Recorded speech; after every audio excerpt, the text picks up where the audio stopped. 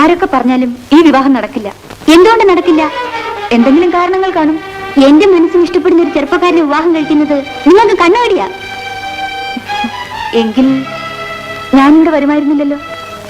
നിങ്ങളെപ്പോലെ ഞാനും ഒരു വയസ്സിന് വിവാഹം കഴിച്ചാൽ നിങ്ങൾക്ക് തൃപ്തിയാകുമോ? സോമനെ ഒഴിച്ച് ആര് വേണമെങ്കിലും ഇഷ്ടപ്പെട്ടു, ഞാൻ സമ്മതിക്കാം. എന്നെ സമ്മതിപ്പിക്കാൻ നിങ്ങളാരാ? നിന്റെ ചെറിയമ്മ. നിങ്ങളുടെ അധികാരം ആജ്ഞയും എന്നോട് വേണ്ട, അച്ഛനോട് മതി.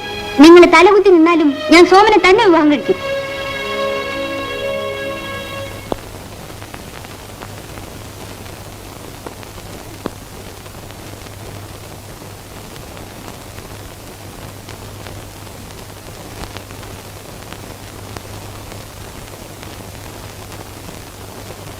കൃഷ്ണ, നാളെ കാലത്ത് 9 മണിക്ക് ഈ വീട്ടിലെല്ലാവരും ഡൈനിങ് ഹാളിൽ വരാൻ പറയണം. ശരി വച്ചമ്മേ.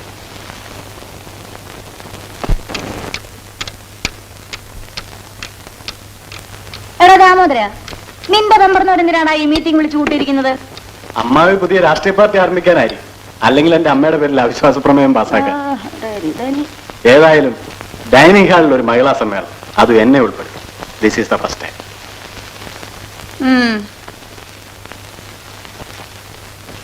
നിങ്ങളോടെല്ലാം ഒരു പ്രധാനപ്പെട്ട കാര്യം പറയാനുണ്ട്. അത് കാപ്പി കുടിച്ചിട്ട് പറയണോ അതോ ഇപ്പൊ പറയണോ? പറയാനുള്ള എന്താന്ന് വെച്ചാൽ അങ്ങോട്ട് പറഞ്ഞു തോലയ്ക്ക്. കാപ്പി കുടിക്കണോ വേണ്ട എന്നുള്ളത് ഞങ്ങൾ തീരുമാനിച്ചോളാം. ഈ ബംഗ്ലാവും ഇതിനോട് ചേർന്നുള്ള മറ്റെല്ലാ സ്വത്തുക്കളും എന്റെ ഭർത്താവ് എന്റെ പേർക്ക് എഴുതി വെച്ചിരിക്കുകയാണ്.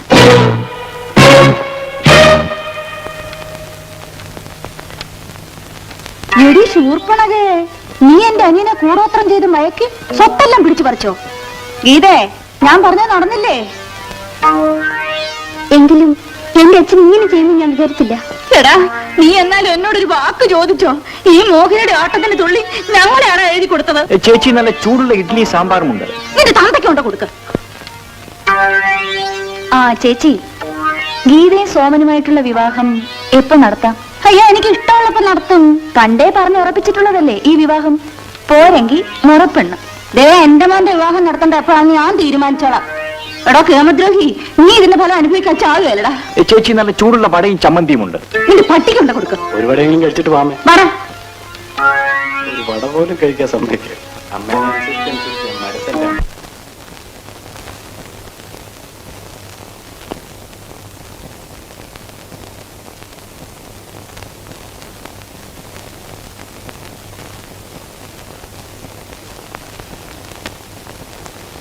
ഇതേ എന്നെ വിവാഹം കഴിക്കില്ലെന്ന് പറയാനാണോ ഇങ്ങോട്ട് വന്നത്?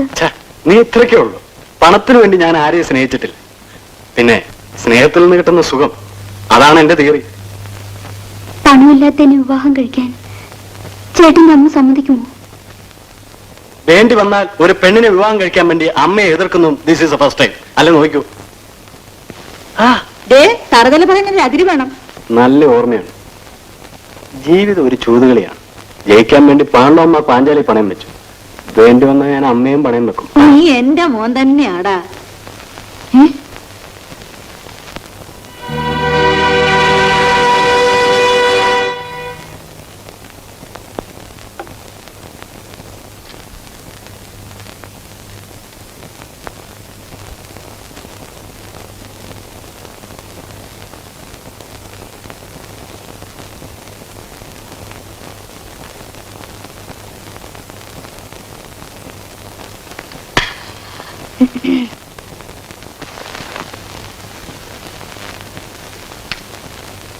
എന്തെങ്കിലും വേണോ?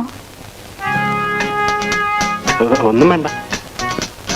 വീട്ടിലുള്ളവരുടെ എല്ലാ സന്തോഷവും നോക്കേണ്ടത് എന്റെ കടമയല്ലേ? എന്താ മിസ്സസ് ശോഭയിൽ ഇത്ര പെട്ടെന്നൊരു മാറ്റം? ജീവിക്കാൻ പല മാറ്റങ്ങളും വേണം. പക്ഷേ എന്റെ നില ആരറിയുന്നു? ഞാൻ അറിയുന്നു. ഈ മനസ്സിന്റെ മോഹമായ നിലവിളി. ജീവിതമല്ലേ, എനിക്കുമില്ലേ ആശകളും മോഹങ്ങളും.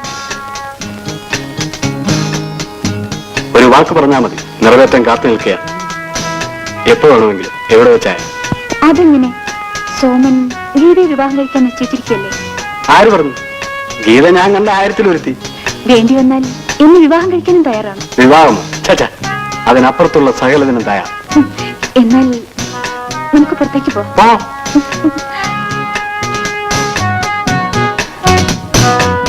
ചേട്ടാ, ഇതെന്ത് പ്രവൃത്തിയാണ്? വെറും ഒരു സാധാരണ പ്രവൃത്തി. Come on, take it easy. എടി പിശാചേ, എന്റെ അച്ഛനെ വഞ്ചിച്ചതും പോരാ, എന്റെ കാമുകനെ കൈക്കലാക്കിയോ?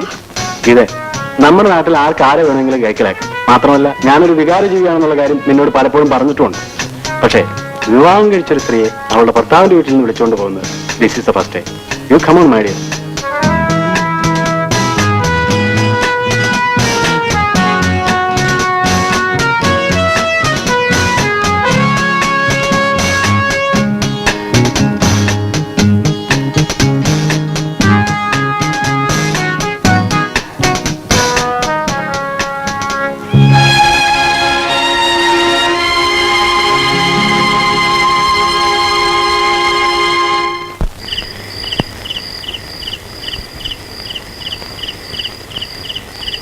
ഏകാന്തം, വിജനം, നമ്മുടെ തിളയ്ക്കുന്ന വികാരങ്ങൾക്ക് പറ്റിയ സ്ഥലം. അതിന് മാത്രമല്ല, ആഭാസന്മാരെ മര്യാദ പഠിപ്പിക്കാനും പറ്റിയ സ്ഥലം. മിസ്റ്റർ സോമൻ, നിങ്ങളിവിടെ കൊണ്ടുവന്നത് എന്തിനാണെന്നറിയോ? നമ്മൾ തമ്മിൽ മാനസികമായ ശാരീരികമായി ഒന്നും കൂടുതൽ എടുക്കാൻ. റാസ്കൽ, നീ വഴി പഠിപ്പിച്ച പെൺകുട്ടികളെ പോലെ എന്നെയും കണക്കാക്കരുത്. ശോഭേ, അല്ലടാ, ഞാൻ നിന്റെ അമ്മാവന്റെ ഭാര്യയാ. മര്യാദയ്ക്ക് പറയുന്നത് കേട്ടോ. മേലാൽ നീ ഗീതയെ കണ്ടുപോകരുത്. അവളുടെ ജീവിതം നശിപ്പിക്കാൻ ഞാൻ സമ്മതിക്കില്ല. പിന്നെ നാളെ വെളുക്കുന്നതിന് മുൻപ് വീട്ടിൽ നിന്ന് പൊയ്ക്കൊള്ളാം. നിന്റെ പ്രേമത്തിലൊന്നും എന്നോട് വേണ്ട. എന്റെ വിലപ്പെട്ടവരാരും രക്ഷപ്പെട്ടിട്ടില്ല. നിന്നെ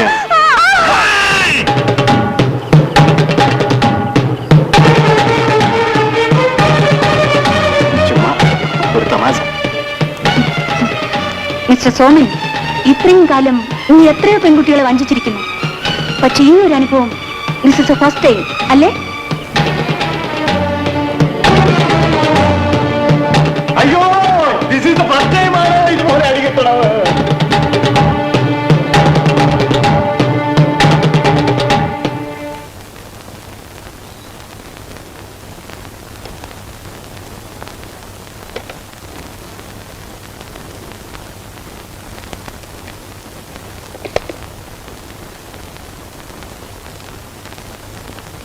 എവിടെ പോകുന്നു? എങ്ങോട്ടെന്ന് എനിക്ക് അറിഞ്ഞുകൂടാ. ആദ്യം ഇവിടെ നിന്ന് ഞാൻ രക്ഷപ്പെടട്ടെ. എന്താ ഇങ്ങനെയൊക്കെ പറയുന്നത്? കൂടുതൽ പറയാൻ ഞാൻ ഇഷ്ടപ്പെടുന്നില്ല. നീ എന്തിനെന്റെ ജീവിതത്തിലേക്ക് കടന്നു വന്നു എന്ന് എനിക്കറിഞ്ഞുകൂടാ. പക്ഷേ എന്റെ മോളെ നീ ഇങ്ങനെ വഞ്ചിക്കുമെന്ന് ഞാൻ സ്വപ്നത്തിൽ പോലും വിചാരിച്ചില്ല.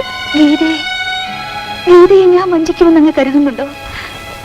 എന്നെ അങ്ങക്ക് ഇത്ര പോലും വിശ്വാസമില്ലേ? വിശ്വാസങ്ങളും സ്നേഹബന്ധങ്ങളുമെല്ലാം ജീവിതത്തിൽ നഷ്ടപ്പെട്ടിരിക്കുന്നവനാണ് ഞാൻ. അച്ഛനെന്ന നിലയിൽ എന്റെ മകളുടെ സങ്കടം കണ്ടുകൊണ്ട് ഇനി ഇവിടെ കഴിയാൻ എനിക്ക് സാധ്യമല്ല. അങ്ങ് പോയാൽ ഞാനിവിടെ കാണുമെന്ന് വിചാരിക്കുന്നുണ്ടോ? അത് തീരുമാനിക്കേണ്ടത് നീയാണ്. ശോഭേ, നിനക്ക് സ്നേഹിക്കാൻ സോമനേക്കാൾ എത്രയോ നല്ല ചെറുപ്പക്കാരെ കിട്ടുമായിരുന്നു. നിന്റെ സന്തോഷത്തിന് വേണ്ടി എന്റെ മകളുടെ മനസ്സ് വേദനിപ്പിക്കണോ? അയ്യോ ദൈവമേ, എന്നെ ഇങ്ങനെ തെറ്റിദ്ധരിക്കാമോ? എനിക്ക് അഭയം തന്ന അങ്ങയെ ഞാൻ ദ്രോഹിക്കുമോ? ആ നന്ദിയുണ്ടെങ്കിൽ അവസാനമായി നിന്നോടൊരു അപേക്ഷ മാത്രം. നിന്റെ സ്വാതന്ത്ര്യത്തിനെ ഞാൻ ഒരിക്കലും തടയുകയില്ല. എന്റെ ഗീതയുടെ ജീവിതം നീ നശിപ്പിക്കരുത്. ഗീതയുടെ നല്ല ഭാവിക്ക് വേണ്ടിയിട്ടാണ് ഞാൻ ചെയ്തിട്ടുള്ളതെല്ലാം. സോമൻ വെറും ഒരു വിടനാണ്.